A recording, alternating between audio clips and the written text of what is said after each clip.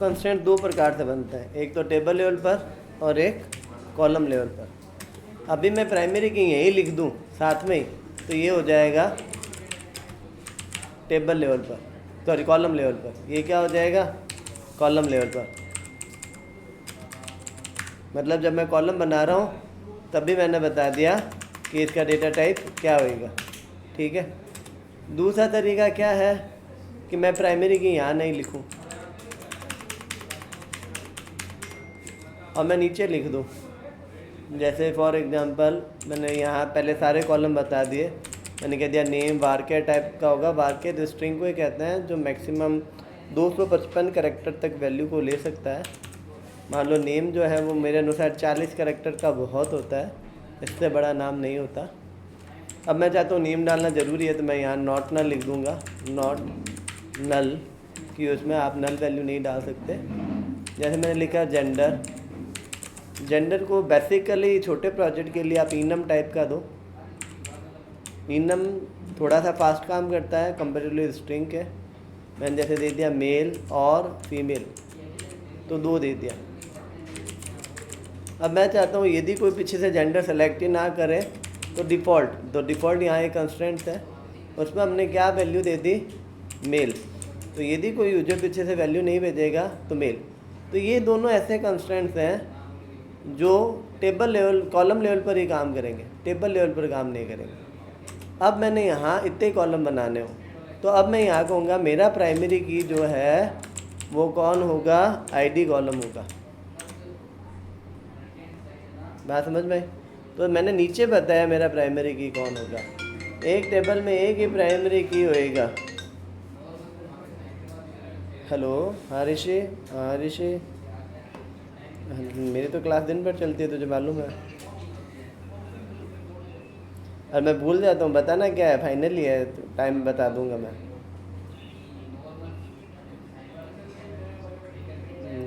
अच्छा ठीक है, मैं दे दूँगा। हाँ ठीक है। कितने लोग हो तुम?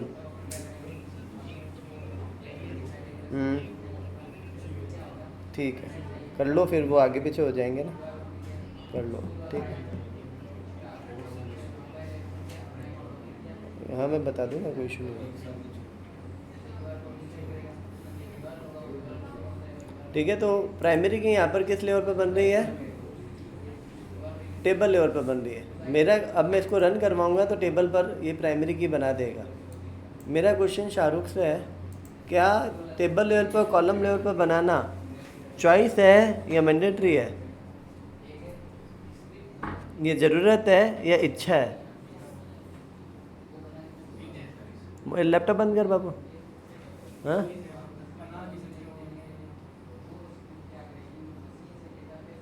पता नहीं किस किस को लगता है कि प्राइमरी की टेबल लेवल पर कॉलम लेवल पर बनाना चॉइस है, और किस को लगता है कि नहीं ये तो ज़रूरी है। वो अपनी अपनी जगह है। ज़रूरी वाले में कौन कौन है? एक तुम्हें क्या लगता है? चॉइस है और मैंडेटरी दोनों कैसे?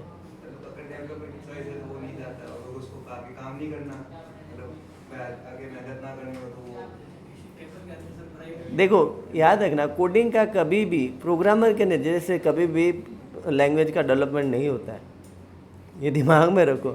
99 बच्चे ये सोचता है ये काम आसान करने के लिए है, वो अपने लिए ही करता है, अपनी मेमोरी बचाने के लिए, अपना मैकेनिज्म हैंडल करने के लिए। वो कभी भी प्रोग्रामर का नहीं सोचेगा, कोई भी लैंग्वेज हो। उसने 2 चीज़ें दी है तो पक्का रीजन होगा, इस रीजन को समझता है। मान लेते हैं आपके पास मोबाइल नंबर और ईमेल, नहीं ईमेल और पैन कार्ड 2 है, उन दोनों को मिलाकर प्राइमरी की बनाना है, तो कैसे बनाओ? टेबल लेवल पर ही बनेगी, कॉलम लेवल पर बनेगी नहीं, क्योंकि एक टेबल में प्राइमरी की एक ही होगी और आप कॉलम लेवल पर लिख नहीं सकते। मैंडेटरी है, चॉइस नहीं है। एक बना रहे हो तब आपके पास चॉइस है कि ऊपर ऊपर ही लिख लूँ, नीचे तो नीचे लिख लो, आपकी मर्जी है। तो टेबल लेवल बनाना, यदि एक से ज़्यादा कॉलम, ग्रुप ऑफ कॉलम मिलकर भी तो प्राइमरी की बन सकती है। कब डिसाइड हुआ कि एक ही कॉलम प्राइमरी की बनेगा? एग्जाम्पल के तौर पर मेरा आईडी कॉलम ही नहीं है, मैंने कहा नेम और एक कोड है उसके पास, वो मान लेता है वो भी वारके टाइप का है, और वो 6 डिजिट का एक कोड होगा उसके पास, वो रिपीट हो सकता है लेकिन उस नाम के साथ रिपीट नहीं होगा। मैंने कह दिया ये नॉट नल होएगा, ठीक है, मैंने लिख दिया। अब प्राइमरी की मैंने कहा कौन है, नेम, और अब कोड इसमें कीवर्ड है तो मैंने एस कोड मतलब सीक्रेट कोड और कॉमा एस कोड, ये दोनों मिलकर प्राइमरी की है। हाँ, अब ये केस मैंडेटरी है और मैं कोई तरीका ही नहीं है कि मैं प्राइमरी की बना लूँ, क्योंकि एक टेबल में प्राइमरी की कितनी हो सकती है, एक, मतलब आप प्राइमरी की लिख एक बार ही सकते हो। इसके आगे लिखोगे तो ये बन जाएगी, इसके आगे लिखोगे तो ये बन जाएगी, दोनों को मिलाकर लिखना है तो आपके पास केवल यही चॉइस है। बात समझ में आई क्या? एक तो दिमाग में हमेशा याद रखना, आप काम करते करते एक दिमाग में फिट हो जाएगा कि प्राइमरी की एक ही कॉलम होता है। ये 90% नहीं होता, मतलब 90% होता है, 10% नहीं होता। जब भी पिवोटी टेबल बनेगी ना, वो हमेशा 2 कॉलम्स को मिलकर ही प्राइमरी की बनाएगी। वो कब बनती है वो बात की बात है। कहानी समझ में आ रही है क्या मैं क्या कह रहा हूँ? अब प्राइमरी की को भी बनाना आपके हाथ में नहीं है, ये नॉर्मलाइजेशन फॉर्म के रूल्स को फॉलो करना पड़ता है कि कब कैसे प्राइमरी की बनेगी, कब कैसे फॉरेन की बनेगी, और वो कौन से नॉर्मल फॉर्म के रिगार्डिंग आपका डेटाबेस डिजाइन हो रहा है। डीबीए पूरी एक पोस्ट है, डेटाबेस एडमिनिस्ट्रेटर, कंपनी के अंदर जिसकी जॉब्स निकलती है, जिसका काम केवल डेटाबेस को डिजाइन करके मैनेज करके देना है। प्रोग्रामर को कितने कहा जाता है कि ये टेबल है, उसमें ये कॉलम है और उसमें ये कॉलम इस डेटा टाइप के है, और किससे कौन कनेक्ट होता है वो। एग्जाम्पल के तौर पर मैं आपको बताता हूँ।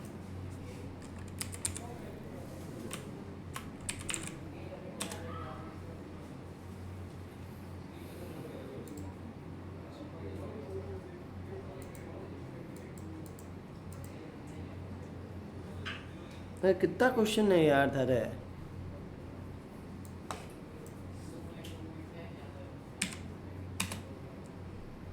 फिर भाई बात स्किप कर दो, नीचे ऑप्शन है नेगेटिव का।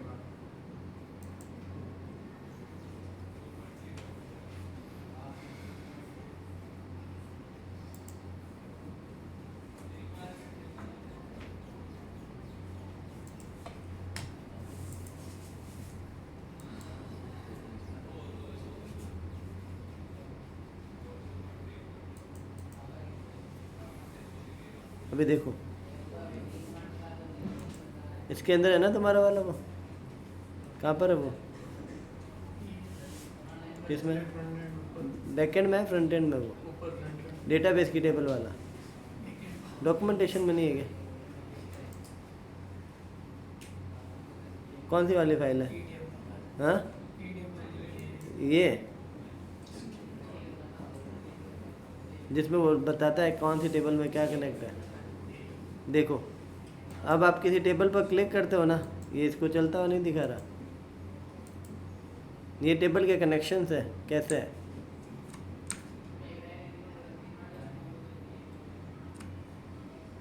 ये इसमें तो अभी चल नहीं रहा, हम इस पर लेके जाएंगे ना जिसमें ये चल रहा है, उसमें बाकायदा चलता हुआ दिखाएगा किससे कहाँ जा रहा है डेटा, ये आ रहा है सब में। हाँ हाँ, इसमें सारी रिलेशनशिप बताएगा, 1 to 1 है, 1 to many है। अब इसमें देखो ये दोनों मिलकर प्राइमरी की है, इस टेबल में प्राइमरी की है ही नहीं, ये दोनों मिलेगी तो होगा। हर एक निशान का 3 लाइनें हैं, डॉट है, डॉट ये जो गोला है, गोले के बीच में लाइन है, इन सब के मतलब है। और प्रत्येक मतलब जिनको मालूम है वो एक बार में डेटाबेस को देख के समझ जाएगा किसमें क्या टेबल है, किससे क्या रिलेशनशिप हो रही है, कौन से कॉलम से क्या जा रहा है। अभी तो ये रनिंग होता है, एमडी फाइल में देखेंगे ना तो शायद ये रन होता हुआ दिखेगा।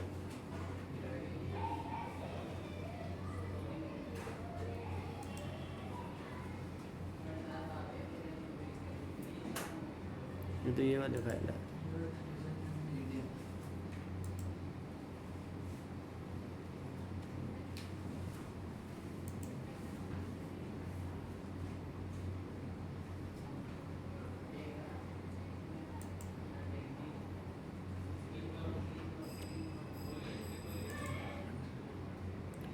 वो दिखा नहीं रहा है, वो इसमें था ना तुम्हारे एक वो।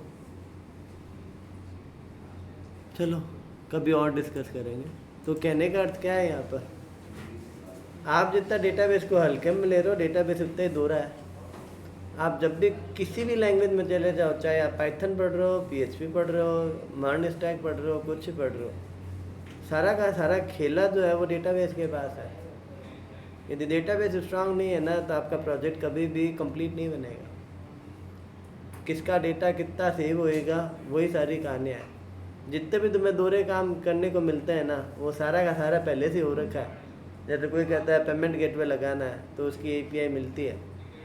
जो पेमेंट गेटवे देगा ना, रिजल्ट पे दे रहा है, तो वो अपना कोड देगा कि ये तेरे यहाँ लगा ले, ये सीक्रेट की लगा ले, ये लगा ले, तेरा पेमेंट गेटवे लग जाएगा ना। अब वो रिटर्न करेगा टोकन्स, उनको कैसे हैंडल करना है, सक्सेस टोकन पर कैसे काम करना है, रिफंड टोकन पर कैसे काम करना है। जितने भी लोग हैं अपने आगे जाकर एपीआई देंगे। अभी तुम लोग एपीआई से जो जो प्रेजेंटेशन दे रहे हैं वो खेल रहे हैं ना, पीछे से एपीआई मिलती है, उसमें डेटा आता है, डेटा आकर उस पर आप वर्क करते हो। तो जितना भी आगे जो काम है ना, वो मैन पावर का है। लॉजिकल काम इतना ही है, डेटाबेस हैंडल करना।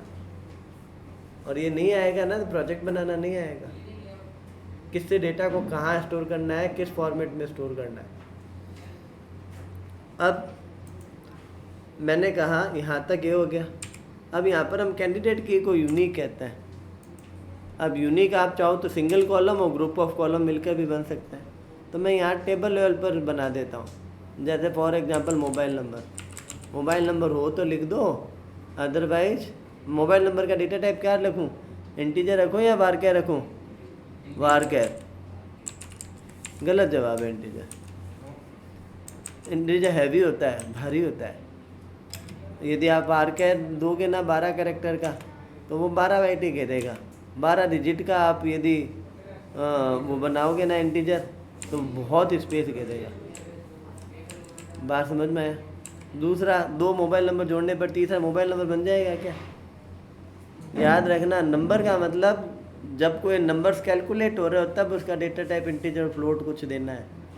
यदि ऐसे नंबर जो केवल एक बार आ रहे हैं और उनके आगे पीछे का कोई कैलकुलेशन नहीं है, उसको हमेशा डेटा टाइप में और प्रोग्रामिंग में भी स्ट्रिंग टाइप का ही सेलेक्ट करना है। आप कभी भी मुझे ऑब्जेक्ट बनाते हुए देखोगे, मैं मोबाइल के ऊपर डबल कोट लगाऊंगा, स्ट्रिंग टाइप का बनाऊंगा उसको, कभी भी नंबर टाइप का नहीं बनाऊंगा।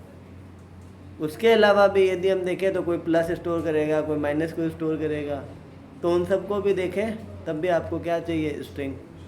कुछ लोग 3-3 डिजिट के बाद में भी स्पेस देते हैं। तो मोबाइल नंबर हमेशा क्या देना है आपको, स्ट्रिंग टाइप का देना है।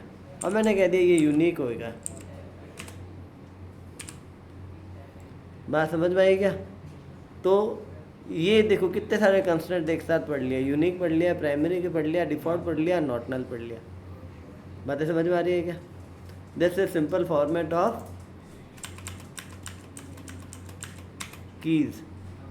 ठीक है, मैं रन करवा देता हूँ। बन गई टेबल। इस टेबल को कॉपी में उतार लो, क्योंकि ये पहली ऐसी टेबल है जिसमें आपको प्राइमरी की 2 कॉलम से मिलकर बनी हुई है। अब मैं इसमें रिकॉर्ड में डेटा डालूंगा तो आपको देखेगा कि मैं सेम नाम के लोग भी डाल सकता हूँ, सेम कोड भी बार बार डाल सकता हूँ, लेकिन नाम और कोड का कॉम्बिनेशन कभी भी क्या नहीं होएगा, सेम नहीं होएगा।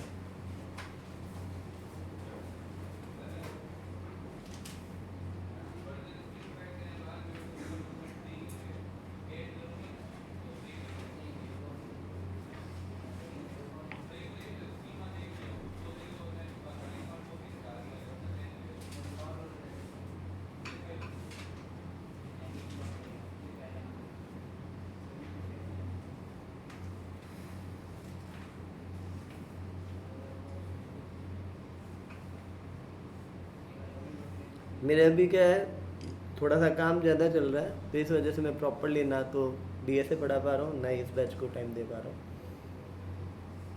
ये मेरे 1-2 काम हो जाए। एक तो हमारे कंपनी रजिस्ट्रेशन का भी काम चल रहा है, एक वो सोलर वाला भी काम चल रहा है। ये दोनों काम एक साथ कंप्लीट हो जाए तो 2-4 दिन मेरी वजह से आपको इधर उधर होएगा, आफ्टर दैट हो जाएगा। मज़ेदार बात है, जब यहाँ छुट्टी होती है बाकी सब जगह भी छुट्टी होती है। ठीक है, कल 8 बजे ऊप्स की क्लास है, आप लोग ऊप्स अटेंड करने आ जाना। देखो डेटाबेस और ऊप्स प्रोग्रामर के हथियार है, आपको आने ही चाहिए। जैसे एक रोसे अपना खुरपलिया लेके जाता है वैसे मिस्त्री अपने बैग में पाना नट लेके आता है वैसे।